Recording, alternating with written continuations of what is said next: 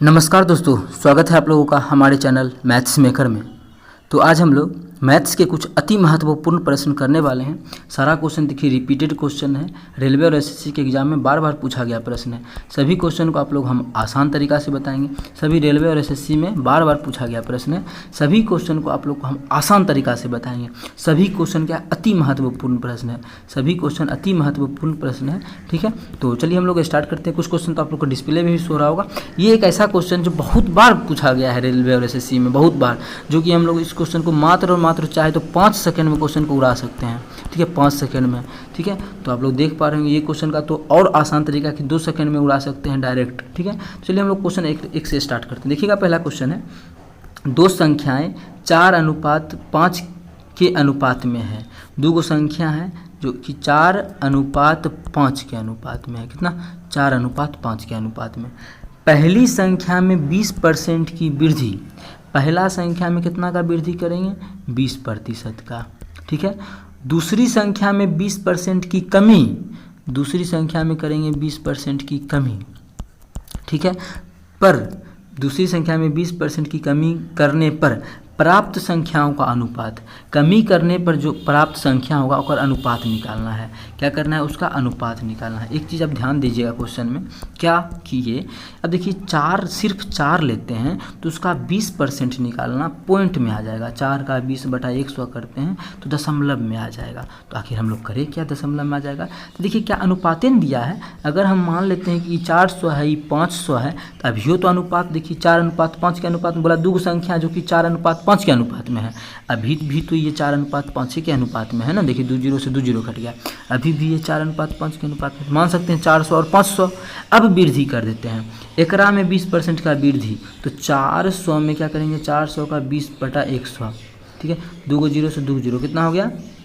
80 का वृद्धि करेंगे तो 400 था, अब हो जाएगा 20% का वृद्धि मतलब 480। ठीक है, अनुपात एकरा में 20% का कमी था, कितना? 500। एकरा में 20 का कमी करेंगे तो 20%, 20/100। 2 0 से 2 0, 20 बचे 100, 100 का कमी करेंगे कितना हो जाएगा? ये 400 हो जाएगा। ठीक है, था 500, 20% का कमी की हो गया 400। तो पूछा है जो कमी करने के बाद जो संख्या आएगा उसी का अनुपात बताना है। तो 0 से 0 कट गया, इसको काटेंगे कितना से? कितना से कटेगा? 8 से। 8 छके 48, इस 8 बचे 40, कितना आ गया? 6:5 आ गया। कितना आ गया? 6:5। ठीक है, एक सेकंड, हाँ 6:5। तो जो संख्या का अनुपात है वृद्धि और कमी के करने के बाद 6:5 आ गया, जो कि हमारा कौन सा ऑप्शन में है? 6:5। हम लोग देख पा रहे हैं हमारा जो ऑप्शन डी में है, ऑप्शन डी में है 6:5। तो ऑप्शन डी हमारा बिल्कुल करेक्ट आंसर हो जाएगा। उम्मीद करते हैं दोस्तों 1 नंबर क्वेश्चन समझ में आ गया होगा। बहुत ही बेहतरीन तरीका से आपको बताए हैं, इस तरीका से आप लोग को बिल्कुल कहीं नहीं मिलेगा। ठीक है, चलिए अगला क्वेश्चन करते हैं, क्वेश्चन नंबर 2। अगर आप लोग को अच्छा लगता है तो हमारे चैनल मैथ्स मेकर को सब्सक्राइब करें। अगर ये वीडियो अच्छा लगा हो तो लाइक कीजिए और अपने सभी दोस्तों के साथ जितना भी स्टडी ग्रुप है सभी में शेयर कीजिए। देखिएगा अगला 2 नंबर क्वेश्चन है, प्रभात ने 12 दिन में एक काम का 1/2 भाग पूरा किया। 12 दिन में कितना काम किया है? वो कोई काम है होकर 1/2, 1/2 का मतलब क्या? आधा काम।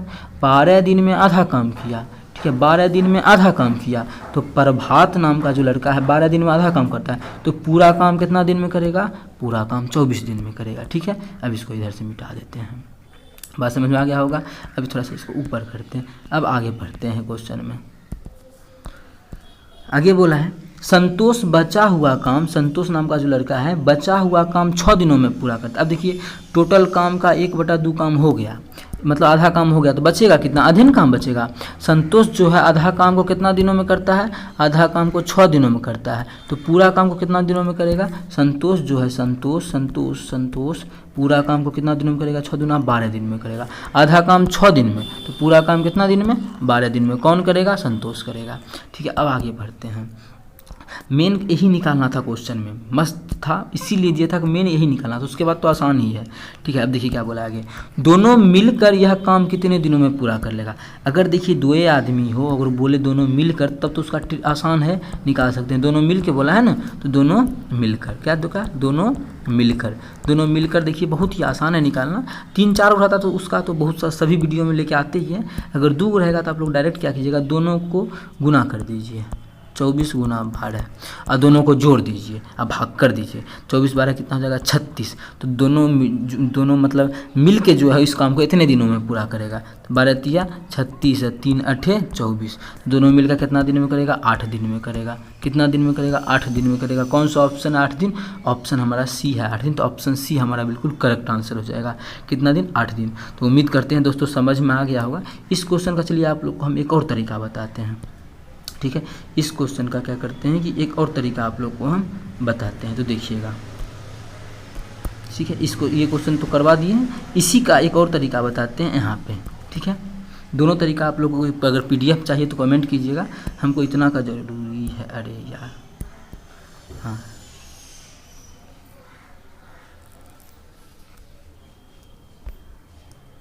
ठीक है।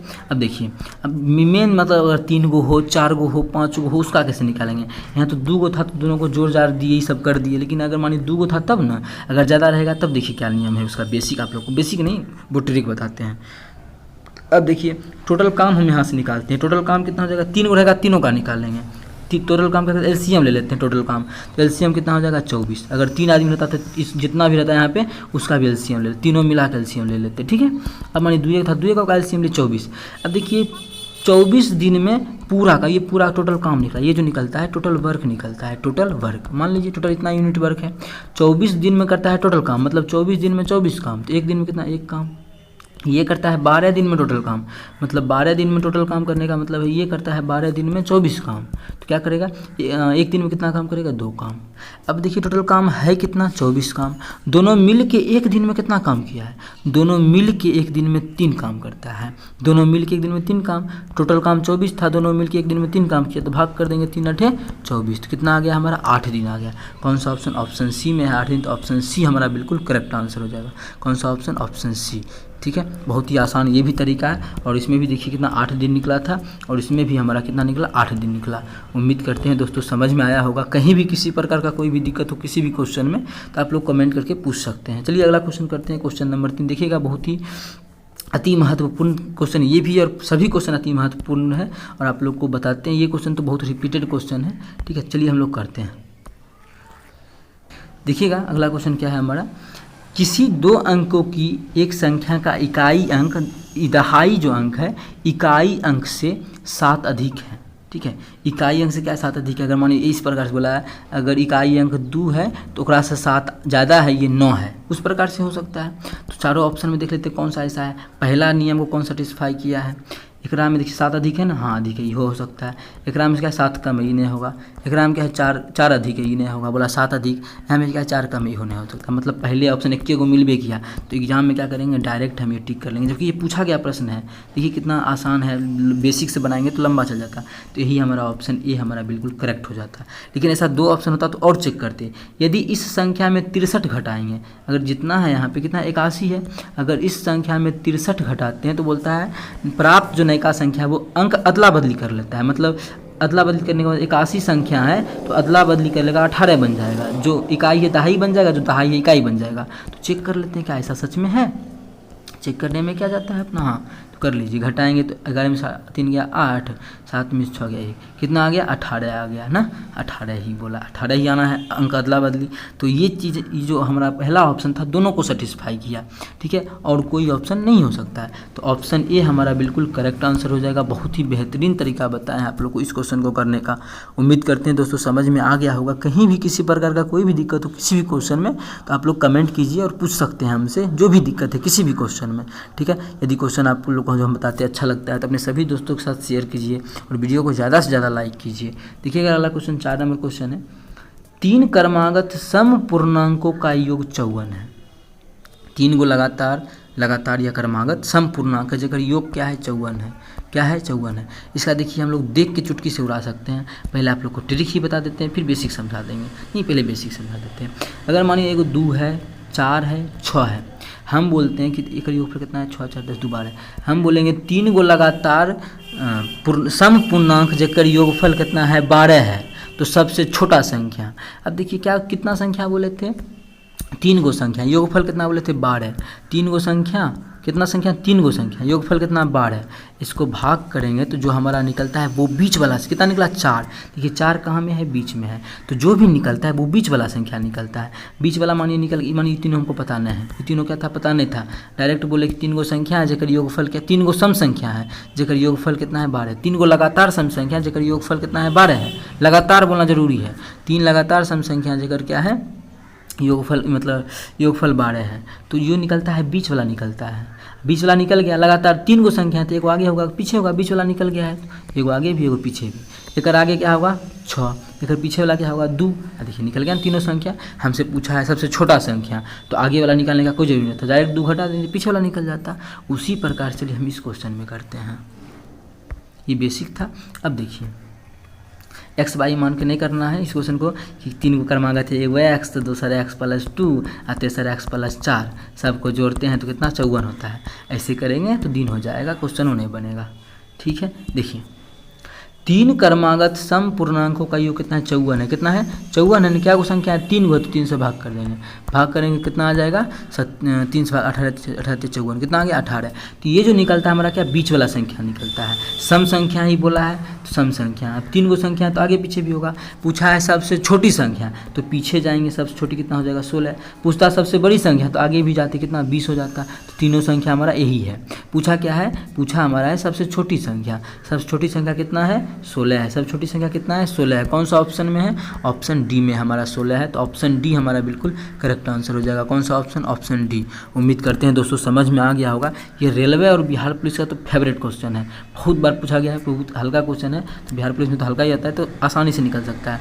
ठीक है, बहुत ये बिहार पुलिस का ही क्वेश्चन हम एक लेके आए थे, एक भाई बोले थे कि बिहार पुलिस का भी कुछ क्वेश्चन लाइए, तो हम बिहार पुलिस का लेके आए हैं। ठीक है, तो उम्मीद करते हैं दोस्तों सभी क्वेश्चन समझ में आ गया होगा।